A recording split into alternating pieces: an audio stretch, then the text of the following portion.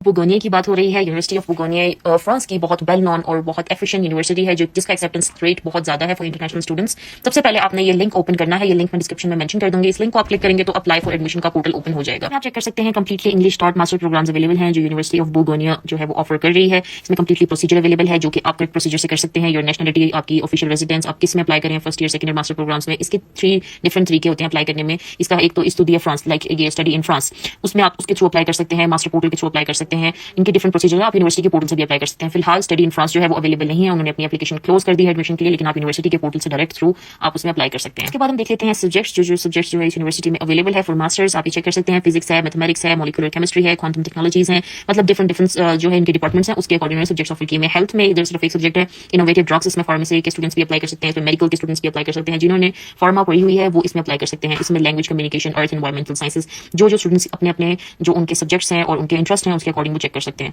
इसमें कंप्लीटली आप इसको पोर्टल ओपन करके देख सकते हैं। यहाँ पर जिनके स्पेसिफिकली मेंशन है कि जिनके पास जो नेशनलिटी है वो उसके थ्रू अप्लाई करेंगे। फर्स्ट ईयर ऑफ मास्टर्स के लिए भी और सेकंड ईयर ऑफ मास्टर्स के लिए भी। स्टडी इन फ्रांस जो है वो मोस्टली ईयू और जो नॉन ईयू स्टूडेंट्स होते हैं उनके लिए होती है। जो मास्टर पोर्टल होता है वो मोस्टली यूरोपियन स्टूडेंट्स के लिए होती है।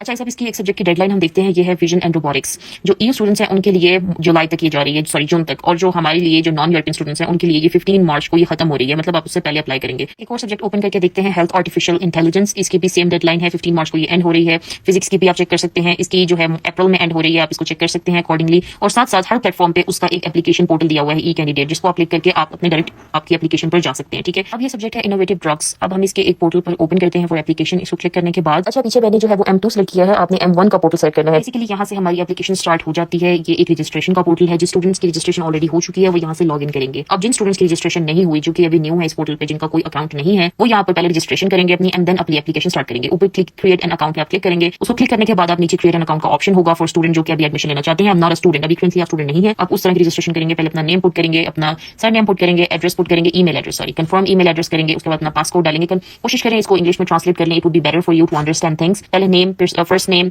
उसके बाद आपने अपना ईमेल एड्रेस, पासवर्ड डाल के इसको सेव कर देना। सेव करने के बाद आपने क्या किया, आपने इससे पहले इसकी अकॉर्डिंग टू द पासवर्ड इसकी रिक्वायरमेंट चेक करनी है। पासवर्ड क्योंकि बहुत इशू करता है, जो आपने इसकी रिक्वायरमेंट चेक करके उसके अकॉर्डिंग पासवर्ड पुट करना है। उसके बाद आप सिंपली बैक करेंगे, उसको लॉगिन करेंगे। लॉगिन करने के बाद आपके सामने एक पोर्टल ओपन हो जाएगा। इसमें अपनी पर्सनल इन्फॉर्मेशन, अपनी एकेडमिक्स, अपनी कंप्लीट डिटेल पुट करनी है ताकि आपकी एप्लीकेशन कंप्लीट हो सके। सबसे पहले अपनी पर्सनल इन्फॉर्मेशन में नेशनलिटी पुट करके आपने इसको फॉरवर्ड कर देना है। कंप्लीट डिटेल्स अच्छे से पढ़नी है, मैं दोबारा कह रही हूँ अच्छे से पढ़नी है क्योंकि ये बोर्टल्स बैक करने में बहुत इशू करते हैं, बहुत ग्लिच क्रिएट करते हैं। तो आप अच्छे से अपनी जो आपकी रिक्वायरमेंट्स है उसको पुट कीजिएगा। आपने अपना ये जो मेल्स हैं वो एम डॉट पुट करेंगे और नीचे जो है मैडम, जो फ्रेंच में मैडम जो भी फीमेल होती है उनको उसके अकॉर्डिंग आपने मेल फीमेल सेलेक्ट करने हैं। मैरिड नेम, अगर जिसका मैरिड नेम है जो चेंज हो गया वो सेलेक्ट करेंगे। डेट ऑफ बर्थ, कंट्री, आपका सिटी ऑफ बर्थ, आपकी प्रेफर्ड लैंग्वेज, फोन नंबर, आपका सेल फोन नंबर जो भी आपका है वो आप उसको पुट करेंगे। मैं आपसे दोबारा कहूंगी कि वेबसाइट्स हैं ये बहुत ग्लिच करती हैं जब आप इसको बैक करते हैं। काइंडली अपने जो आपके क्रेडेंशियल्स हैं वो उसके अकॉर्डिंग पुट कीजिएगा। इंग्लिश को, फ्रेंच को, जो भी आपने सेलेक्ट करनी है उसको उसके अकॉर्डिंग पुट कीजिएगा। आपका जो फोन नंबर है उसमें आपने अपना कंट्री कोड ऐड करना है, लेकिन पाकिस्तानी जो भी पाकिस्तान से हैं वो +92 ऐड करेंगे, जो इंडिया से हैं +91, जो कंट्री के जो टेलीफोन कोड्स हैं वो आप उसको उसके अकॉर्डिंग पुट करेंगे। नेक्स्ट करेंगे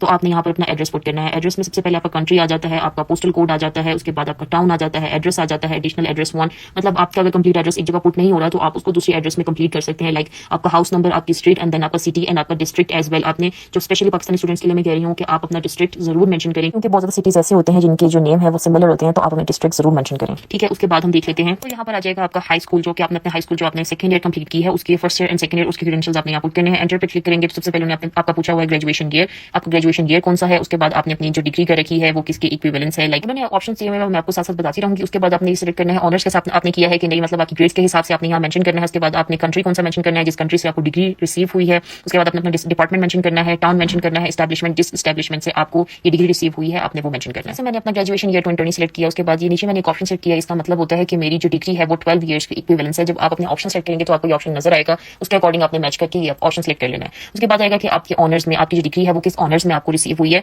यानी मतलब आपकी जो डिग्री है वो पॉसिबल है, वेरी गुड है, एक्सीलेंट है, वेरी बैड है, अकॉर्डिंग टू योर मार्क्स आपने ये ऑप्शन सेलेक्ट करना है। उसके बाद आ जाता है कंट्री। कंट्री में आप पाकिस्तान सेलेक्ट करेंगे। जैसे ही आप पाकिस्तान सेलेक्ट करेंगे जो रिमेनिंग जो पार्ट्स होंगे, जो रिमेनिंग ऑप्शंस होंगे वो स्पेशली फ्रेंच स्टूडेंट्स के लिए अवेलेबल है, तो जैसे आप पाकिस्तान सेलेक्ट करेंगे वो रिमूव हो जाएंगे। उसके बाद आपने इसको सेव करके प्रोसीड करना है।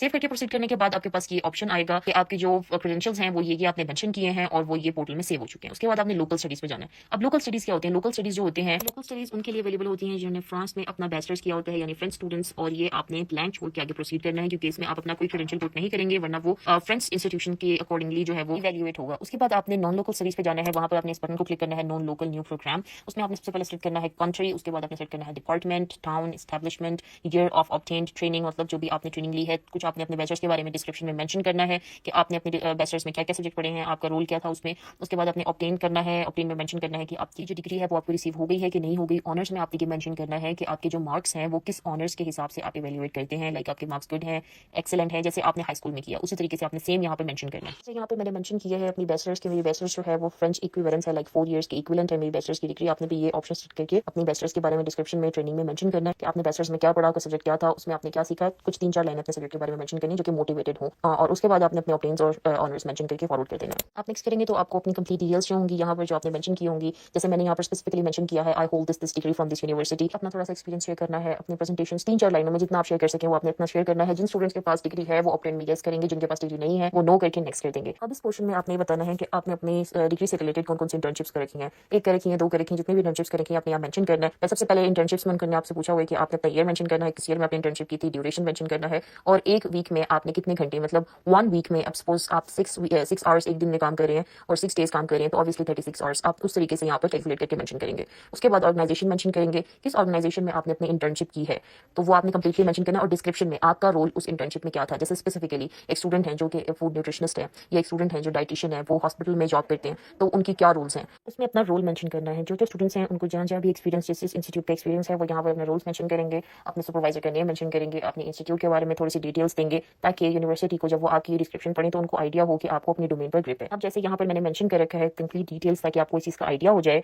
कि जैसे मैंने ईयर जो है 2024 में अपनी इंटर्नशिप की थी, 3 मंथ्स की मेरी इंटर्नशिप थी, 36 आवर्स पर वीक में मैंने काम किया है, जिस हॉस्पिटल में मैंने काम किया है उसका नेम मैंने मेंशन किया है, और डिस्क्रिप्शन में मैंने ये मेंशन किया है कि मैंने अपनी इंटर्नशिप्स में एज अ क्लिनिकल डाइटिशियन कौन कौन से रोल्स प्ले किए। उसके बाद मैंने उसको सेव किया है। उसके बाद नेक्स्ट ऑप्शन आता है आपके पास वर्क एक्सपीरियंस। जिस स्टूडेंट के पास 2 और 3 और 4 जितनी भी इंटर्नशिप्स है वेल एंड गुड है, सब इंटर्नशिप्स अपनी प्लेस करें यहाँ पर। जो आपके पास वर्क एक्सपीरियंस है सब एक्सपीरियंसेस अपने अपने आप यहाँ पे शेयर करने हैं, और उसके अलावा जिस यूनिवर्सिटी या जिस मतलब आपके कोई छोटे से छोटा भी काम आपने किया हुआ यूनिवर्सिटी से related, as a work place से रिलेटेड, तो आपने वो हर चीज माइनर मेजर्स हर चीज आपने यहाँ पर शेयर करनी है। अब हम वर्क एक्सपीरियंस को ओपन करते हैं। यहाँ पर उन्होंने क्या मांगा हुआ है same as it is as internship में जो उन्होंने रिक्वायर किया था, आपका ईयर, आपका टाइटल, जो कि आपने जिस जगह पर आपने जिस टाइटल पर काम किया है वो आपने मेंशन करना है, लाइक मैं डाइटिशियन, क्लिनिकल डाइटिशियन या मैं डिजाइनर, जो भी आप हैं उसके हिसाब से आपने यहाँ मेंशन करना है। ड्यूरेशन मेंशन करनी है, कितने टाइम के लिए आपने वहाँ काम किया, ऑर्गेनाइजेशन के बारे में मेंशन करना है, और उसके बाद आपने सेम एज इट इज आपने अपना रोल मेंशन करना है। जैसे मैंने यहाँ पर मेंशन किया कि मैंने काम किया है शौकत खानम में एज अ क्लिनिकल डाइटिशियन, मेरा गोल क्या था, मैंने इतने महीने काम किया है, और आपने कंप्लीट डिटेल्स अपनी यहाँ पर मेंशन करनी है। जिनके पास 2, 3, 4 मोर देन 5 वर्किंग एक्सपीरियंस है, मोर देन इनफ है, वेल एंड गुड है, आपने हर चीज मेंशन करनी है। जो आपकी सीवी में मेंशन है वो आपने यहाँ पर मेंशन करना है। नेक्स्ट करेंगे तो नेक्स्ट करने के बाद आपको यहाँ पर डिग्री प्रोग्राम्स शो होंगे। डिग्री प्रोग्राम्स में यहाँ पर तकरीबन जो यूनिवर्सिटी डिग्री प्रोग्राम ऑफर करी है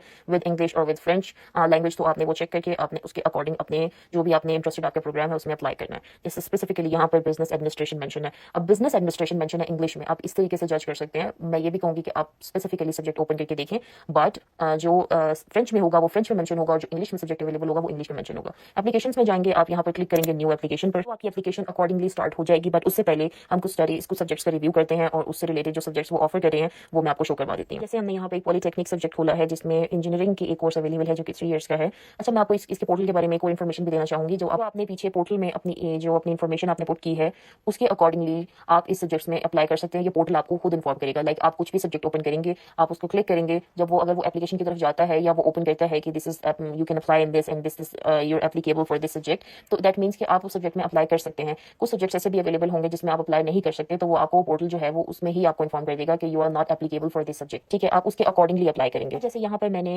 ये ओपन किया है, इंजीनियरिंग के डिफरेंट सब्जेक्ट्स अवेलेबल हैं, इलेक्ट्रिकल इंजीनियरिंग अवेलेबल है, मटेरियल इंजीनियरिंग अवेलेबल है, रोबोटिक्स अवेलेबल है। आप अपने इन पोर्टल्स के थ्रू आप आगे इसका लिंक दिया हुआ है सब्जेक्ट का, आप उसको ओपन करके उसके बारे में डिटेलिंग्स देख सकते हैं। तो जैसे ही आप इस सब्जेक्ट को क्लिक करेंगे सामने इस तरह का कंफर्मेशन में आएगा, do you want to apply in this subject. That means कि आप इस सब्जेक्ट में अप्लाई कर सकते हैं। आप इस सब्जेक्ट के थ्रू, आप इस पोर्टल के थ्रू आप इस सब्जेक्ट में अप्लाई कर सकते हैं। You are not like non applicable for this subject. आप कुछ स्टूडेंट्स जिनके लिए आप जो सब्जेक्ट में एप्लीकेबल नहीं होंगे वो पोर्टल आपको बता देगा कि आप इसमें प्रोसीड नहीं कर सकते। अब जैसे इसमें अब ये एक लैंग्वेज एंड कम्युनिकेशन का सब्जेक्ट है जो कि कल्चर एंड कम्युनिकेशन है। जब आप इसको इंग्लिश में ट्रांसलेट करके देखेंगे इसकी तकरीबन जितने भी इसके अंदर के रिक्वायरमेंट्स होंगी वो आप देख सकते हैं। मैंने इसको क्लिक किया है, मैं इस सब्जेक्ट में भी अप्लाई कर सकती हूँ। लाइक फ्रेंच यूनिवर्सिटीज़ में इटालियन की तरह का कोई इस तरह का रूल नहीं होता कि आपने स्पेसिफिकली उस सब्जेक्ट में जाना है। आप अपने इंटरेस्ट की बेस पर, अपनी मोटिवेशन लेटर की बेस पर आप किसी भी यूनिवर्सिटी में एडमिशन ले सकते हैं। लाइक यू कैन सी, मैंने पिछली यूनिवर्सिटी में अपनी क्रेडेंशियल्स डाले, वहाँ पर मैंने न्यूट्रिशन एडमिशन बेस्ड क्रेडेंशियल्स डाले, लेकिन यहाँ पर मैं जिस सब्जेक्ट को क्लिक कर रही हूँ वो मुझे अप्लाई के लिए अलाउ कर रहे हैं कि I can apply, but I can take the admission according to my motivation and according to my intelligence related to that subject and my knowledge. तो ये स्टूडेंट के ऊपर होता है कि वो किस तरीके से सब्जेक्ट में एडमिशन ले सकते हैं। अब ये जैसे बैचलर्स ऑफ टेक्नोलॉजी मैंने ओपन किया है, इसमें डिफरेंट सब्जेक्ट्स हैं, बायोलॉजी से रिलेटेड, मैकेनिकल से रिलेटेड, इन्फॉर्मेशन कम्युनिकेशन से रिलेटेड, कंप्यूटर साइंस से रिलेटेड। तो आप इसमें सब्जेक्ट को क्लिक करके आप उसके अकॉर्डिंग चेक कर सकते हैं कि मैं इसमें अप्लाई कर सकता हूँ कि नहीं अप्लाई कर सकता, या मुझे इस चीज़ की रिक्वायरमेंट है। कंप्लीट इन्फॉर्मेशन आपको इस पोर्टल पे अवेलेबल होगी। अब जैसे आप लोग देख सकते हैं मैंने यहाँ पर सर्च किया है इनोवेटिव ड्रग्स और ये सब्जेक्ट मेरे सामने कंप्लीटली आ गया है। इसमें M1 भी अवेलेबल है और M2 भी अवेलेबल है। अच्छा, मैं एक चीज़ और एक्सप्लेन करना चाहूँगी, M1 और M2 क्या होता है। M1 उन स्टूडेंट्स के लिए होता है जिन्होंने बैचलर्स की होती है, लाइक हमारे पास बेसिक नॉलेज होती है किसी भी सब्जेक्ट की, तो हम M1 चूज़ करते हैं। और M2 वो चूज़ करते हैं जिन्होंने MSc की होती है, लाइक जिन्होंने कुछ थीसिस की होती है, कुछ प्रैक्टिकल वर्क किया होता है, एक्सपेरिमेंट्स किए होते हैं अपने सब्जेक्ट से रिलेटेड, उनके पास बहुत एडवांस नॉलेज होती है मास्टर्स लेवल की, देन वो M2 में अप्लाई करते हैं। ठीक है, M2 के लिए बहुत ज़्यादा रिक्वायरमेंट्स होती हैं आपके पास नॉलेज की, एक्सपीरियंस की, तो बहुत सारे स्टूडेंट्स वो जो है वो M1 में अप्लाई करते हैं, क्योंकि M1 जो है वो बहुत बेसिक होता है, स्टार्टिंग होती है मास्टर्स के आपके, तो वो आपके लिए ईजी रह जाता है। आप उसको क्लिक करेंगे, येस करेंगे, तो आपके पास एक पोर्टल ओपन हो जाएगा। इसमें ऊपर मेंशन है कि आपने इस सब्जेक्ट में अप्लाई किया है, लाइक आपके पास ड्रग एंड इनोवेशन आपके पास सब्जेक्ट है, उसके बाद आपने आपकी जो एप्लीकेशन है अभी ऑन होल्ड है, उसके ऊपर आपके सामने आपकी डेडलाइन भी मेंशन है कि आप इस डेडलाइन तक इसमें अप्लाई कर सकते हैं। देन कुछ इन्फॉर्मेशन आपसे रिक्वायर्ड की हुई है, उन्होंने कुछ आपसे डॉक्यूमेंट्स उनको चाहिए, जैसे कि आपका पासपोर्ट आ गया, जैसे कि आपके सर्टिफिकेट्स आ गए, आपके एजुकेशनल सर्टिफिकेट्स, और उसके बाद आपका B2 इंग्लिश लैंग्वेज। उसके बाद देखते हैं तो आपकी ट्रांसक्रिप्ट उन्होंने मांगी हुई है हायर एजुकेशन से लेके जो भी आपकी बिगनिंग, मतलब आपने FSC की और अपनी बैचलर्स की ट्रांसक्रिप्ट यहाँ पे अपलोड कर देनी है। उसके बाद उन्होंने क्या मांगा है, उन्होंने कहा है कि आप अपना यहाँ पर आपने अपना कवर लेटर ऐड करना है। कवर लेटर क्या होता है, आपका मोटिवेशन लेटर, 1 पेज का कवर लेटर आपने इसमें ऐड करना है। उन्होंने स्पेसिफिकली यहाँ मेंशन किया है कि कवर लेटर में आप ये बताएंगे कि आपने सब्जेक्ट क्यों चूज किया है, आपका करियर पाथ क्या है, आपका एकेडमिक प्रोजेक्ट्स, आपके प्रोफेशनल प्रोजेक्ट्स इस चीज से रिलेटेड कौन से हैं, आप उसमें कंप्लीट डिटेल्स मेंशन करेंगे और वो अपलोड करेंगे। उसके बाद आपने अपनी CV अपलोड करनी है। उसके बाद आपने अपने डॉक्यूमेंट्स अपलोड करने हैं जो कि आपके रिकमेंडेशन लेटर्स होंगे। कोशिश करें आप अपने हेड ऑफ द डिपार्टमेंट से और आपने अपने एटलीस्ट आपके पास असिस्टेंट प्रोफेसर का रिकमेंडेशन लेटर होना चाहिए, वो आपने यहाँ पर अपलोड करना है। अब वो अपलोड कैसे करना है, सबसे पहले तो आप लोगों ने क्या करना है, आप लोगों ने सबसे पहले पासपोर्ट या ID कार्ड में से किसी एक का PDF जो है वो अपलोड कर देना है। अगर आपके पास दोनों का PDF मर्ज में अवेलेबल है तो आप वो PDF यहाँ पर अपलोड कर सकते हैं। उसके बाद आपने क्या करना है, FSC का जो डिग्री है वो और अपने जो बैचलर्स की डिग्री है उसको एक PDF में मर्ज करके आपने जो सेकंड वाला जो है जिसमें डिप्लोमाज आपने अपलोड करने हैं उधर आपने उसको उस PDF को अपलोड कर देना है। थर्डली आपने अपना जो आपका लैंग्वेज सर्टिफिकेट है B2 लेवल वो अपलोड करना है। फोर्थ, जहाँ पे आपसे ट्रांसक्रिप्ट्स मांगी गई हैं उसमें आपने FSC और बैचलर्स की जो आपकी ट्रांसक्रिप्ट्स हैं उनको एक PDF में मर्ज करके उसको अपलोड करना है। उसके बाद आपने अपना कवर लेटर अपलोड करना है। कवर लेटर मैंने आपको बता दिया कि कवर लेटर आपने किस तरीके से बनाना है, उसी के अकॉर्डिंग आपने उसी को फॉलो करके अपना कवर लेटर बनाना है। उसके बाद आपने अपनी एक प्रोफेशनल CV अपलोड करनी है। उस CV में आपके हर मेजर माइनर्स एक्टिव हों। उसके बाद आपने यहाँ पर 2 रिकमेंडेशन लेटर्स अपलोड करने हैं। मैं दोबारा बता रही हूँ, आपकी CV बहुत प्रोफेशनल होनी चाहिए, बहुत ऐसी हो कि उसमें ट्रांसपेरेंसी हो, उसमें ऑनेस्टी नजर आए, उसमें आपकी मोटिवेशन नजर आए। तो इस तरीके की आपने एक CV अपलोड करनी है, 2 रिकमेंडेशन लेटर अपलोड करने हैं। उसके बाद एक PDF नीचे उन्होंने मेंशन किया हुआ है, उसमें है कि ये इंटरनेशनल मास्टर प्रोग्राम है इनोवेटिव ड्रग्स में। इसको सिंपली मैं आपको दिखा देती हूँ किस तरीके से डाउनलोड करके आपने इसको भी एक फिल आउट करना, एक फॉर्म होगा। जैसे मैंने ये आपके सामने तकरीबन जो मैंने आपको बताया है उसके अकॉर्डिंग मैंने यहाँ पर फॉर्म्स फिल कर दिए हैं और यहाँ पर जो भी PDF मैंने अपलोड करने थे वो मैं अपलोड कर चुकी हूँ। उसके बाद मैं आपको दिखाती हूँ जो लास्ट में उन्होंने एक फॉर्म जो रिक्वायर किया हुआ है स्टूडेंट से, उसके अंदर क्या मेंशन है। जब आप उस फॉर्म को डाउनलोड करेंगे तो आपके सामने कुछ ऐसा फॉर्म सामने आपके शो होगा, ऊपर सब्जेक्ट मेंशन होगा, नीचे मेंशन होगा व्हाट इज योर नेशनलिटी। तो जिसकी जो नेशनलिटी है, पाकिस्तानी, इंडियन, बांग्लादेशी, जो भी स्टूडेंट्स मुझे देख रहे हैं वो यहाँ पर अपनी नेशनलिटी पुट करेंगे। उसके बाद आप जिस कंट्री में अभी अवेलेबल हैं, like you are available in different country, आपके पास नेशनलिटी किसी और कंट्री की और आप अभी किसी और कंट्री में, आपने उसके अकॉर्डिंग पुट करना है। नेशनलिटी में वेयर यू बोर्न, जिसकी नेशनलिटी आपके पास है, और कंट्री जिसमें आप अभी हैं, like you are in different country, जिस भी कंट्री में आप अभी हैं उसके अकॉर्डिंग आपने इसको फिल आउट करना है। फिल आउट करने के बाद सिंपली आपने उसका PDF जो है वो वहां पर जहाँ पे उन्होंने रिक्वायर किया हुआ है उसका PDF वहाँ पे अपलोड कर देना है। फिर हर चीज को अच्छे से चेक करना है, जो आपने PDF अपलोड की है उसको अच्छे से चेक करना है, जो इन्फॉर्मेशन आपने उनको प्रोवाइड की है वो अच्छे से चेक करनी है, क्योंकि इस यूनिवर्सिटी का एक्सेप्टेंस रेट बहुत अच्छा है, कोई भी गलती आपका एक्सेप्टेंस रेट को डैमेज कर सकती है। तो काइंडली उसके अकॉर्डिंग आपने इसको फिल आउट करना है एंड देन आपने अपनी जो एप्लीकेशन है उसको सबमिट कर देना है। नीचे ट्रांसमिट माई एप्लीकेशन पे क्लिक करके यहाँ पर आपसे दोबारा कंफर्मेशन मांगी जाएगी कि आपने अपनी एप्लीकेशन ट्रांसमिट करनी है, येस नो, तो आपने येस करके आपने अपनी जो एप्लीकेशन है उसको सबमिट कर देना है। अब आप ऊपर आपका जो स्टेटस है वो चेंज होता देख सकते हैं। एप्लीकेशन स्टेटस में रिसीव मेंशन हो गया है, डिसीजन अभी वेटिंग में है। जैसे ही आपको ईमेल आएगी यूनिवर्सिटी की तरफ से कि आपका एक्सेप्टेंस आ गया है या इनके साथ रिजेक्शन आ गया है, तो डिसीजन में कुछ टाइम बाद वो अपीयर होने लग जाएगा। ठीक है, आप उसके अकॉर्डिंग चेक कर सकते हैं। उसके बाद एप्लीकेशन में नीचे मेंशन होगा कि आप अपनी एप्लीकेशन की समरी डाउनलोड कर लें। मैं यही प्रेफर करती हूँ स्टूडेंट्स को कि हमेशा आपकी जो भी एप्लीकेशन, आप जिस यूनिवर्सिटी में भी एप्लीकेशन फिल करते हैं उस जगह पर आपने अपनी एप्लीकेशन समरी जो है वो डाउनलोड करके अपने सिस्टम में सेव करके रखें, ताकि आपको फ्यूचर में वो बहुत काम आएगी। जैसे आपका इनकेस इंटरव्यू होता है कि जैसे आपने अपनी प्री एनरोलमेंट करनी होती है, कुछ भी करना होता है, आपकी एप्लीकेशन समरी आपकी बहुत काम आती है। तो जिस यूनिवर्सिटी में आप अप्लाई करें उस यूनिवर्सिटी में आप अपनी एप्लीकेशन समरी डाउनलोड करके अपने सिस्टम में सेव कर लें। तो ये थी सारी इन्फॉर्मेशन, ये था सारा एप्लीकेशन प्रोसीजर। बहुत सिंपल है, बहुत प्रिसाइजली आपने इसको फिल करना है और बहुत मोटिवेशन लेटर पर गौर करना है, अपने CV पर गौर करना है, किस तरीके से आपने PDF अपलोड करनी है उस तरीके को उसको उस तरीके से ही आपने मर्ज करके बिल्कुल तरीके से अपलोड करना है, ठीक है। उसमें कोई गलती की गुंजाइश नहीं है क्योंकि इस यूनिवर्सिटी की एक्सेप्टेंस रेशो बहुत अच्छी है। आपका एप्लीकेशन ही आपकी जो एक्सेप्टेंस रेट है उसको इंक्रीज या डिक्रीज करेगा। सो बी वाइज एंड अकॉर्डिंगली इसके अप्लाई करेंगे। अगर कोई चीज़ समझ नहीं आ रही, कोई डिफिकल्टी हो रही है किसी चीज़ में, आप मुझे कमेंट्स में पूछ सकते हैं, आप मुझे ईमेल कर सकते हैं। I will for sure help you. So much for watching.